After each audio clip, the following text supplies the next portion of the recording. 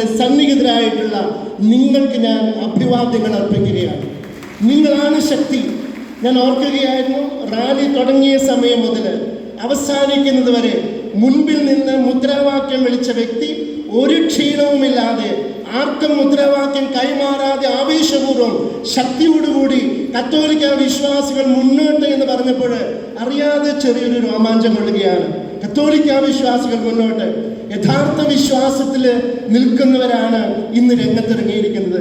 ക്രിസ്തുവിനുള്ള അവബോധമുള്ളവരാണ് ഇന്നിവിടെ സന്നിഹിതരായിട്ടുള്ളത്. അതിൽ പ്രിയമുള്ളവരെ, വിചാരണ നമ്മൾ നടത്തേണ്ടതാണ്. അതിന് രണ്ട് കാര്യങ്ങളാണ് എനിക്ക് ആദ്യം മുന്നിൽ വയ്ക്കാനുള്ളത്.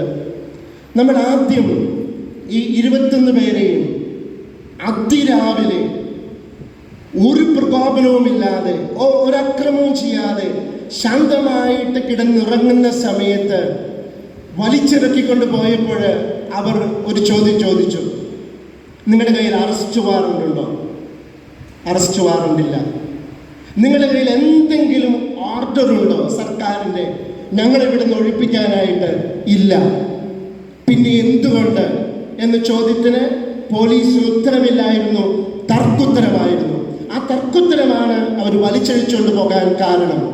അതുകൊണ്ടാണ് നമ്മൾ ഒരു കാര്യം ഉന്നയിച്ചത്, ഒരു ജനാധിപത്യ സർക്കാരിൻ്റെ പോലീസ് നിയമപരമല്ലാതെ, നിയമാനുസൃതമല്ലാതെ, യാതൊരു പ്രകോപനവും ചെയ്യാതെ ശാന്തമായിട്ട് കിടന്നുറങ്ങുന്നവരെ ഒരു മെത്രാൻ സംഘത്തിൻ്റെയോ നിർദ്ദേശമനുസരിച്ച് വലിച്ചിഴക്കുകയാണെങ്കിൽ ഈ ജനാധിപത്യ സർക്കാരിൻ്റെ പോലീസ് ഒരു മത പോലീസാണോ? ഒരു മത പോലീസാണോ? അങ്ങനെ ഒരു മത പോലീസായിട്ട് പ്രവർത്തിക്കാനാണോ ഈ നിയമപാലകർക്ക് നമ്മുടെ നികുതിയിൽ നിന്ന് ശമ്പളം കൊടുക്കുന്നത്? അതുകൊണ്ട് തന്നെയാണ് പോലീസ് വിചാരണ ചെയ്യപ്പെടേണ്ടത്. തീർച്ചയായിട്ടും രാഷ്ട്രീയ സമ്മർദ്ദം ഇതിൻ്റെ പിന്നിലുണ്ട് എന്നതിന് യാതൊരു സംശയവുമില്ല.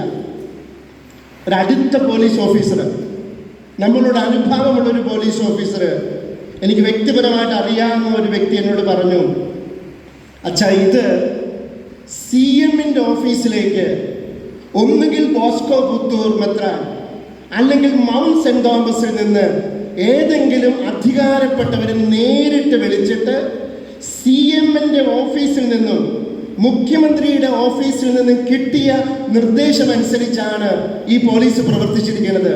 അല്ലാതെ പോലീസിൻ്റെ അധികാരികളുടെ കൽപ്പനകളൊന്നും ഈ പ്രവർത്തനത്തില്ല. അപ്പം നിയമം അനുഷ്ഠിക്കേണ്ട പോലീസ് ഓഫീസേഴ്സ് നിയമാനുസൃതമല്ലാത്ത ഒരു നിർദ്ദേശം രാഷ്ട്രീയക്കാർ നൽകുമ്പോൾ ഞങ്ങൾക്ക് പറ്റുകയില്ല എന്ന് പറയാനുള്ള ആർജവത്വം ഈ IPS കിട്ടിയവര് അല്ലെങ്കിൽ ബൂത്ത് KPS കിട്ടിയവരൊക്കെ ചെയ്യേണ്ടതായിരുന്നു. അത് ചെയ്തില്ല എന്നതുകൊണ്ടാണ് ഈ പോലീസിനെ നമ്മൾ വിചാരണ ചെയ്യുന്നത്. കാരണം നിയമം പാലിക്കേണ്ടവര്, നിയമാനുസൃതം പ്രവർത്തിക്കേണ്ടവര് നിയമലംഘകരായിട്ട് മാറി. അത് ഏതെങ്കിലും മെത്രാന്റെ നിർദ്ദേശപ്രകാരം അവരെങ്ങനെ മാറുമ്പോൾ അവരെ നമ്മൾ വിളിക്കും മത പോലീസ് എന്ന്. ചില രാജ്യങ്ങളിൽ മത പോലീസുകാരുണ്ട്, നമുക്കറിയാം, പീഡിപ്പിക്കുന്നവരുണ്ട്. അങ്ങനെ ഒരു സാഹചര്യമാണോ ഒരു ജനാധിപത്യ രാജ്യത്ത് പുലരേണ്ടത്?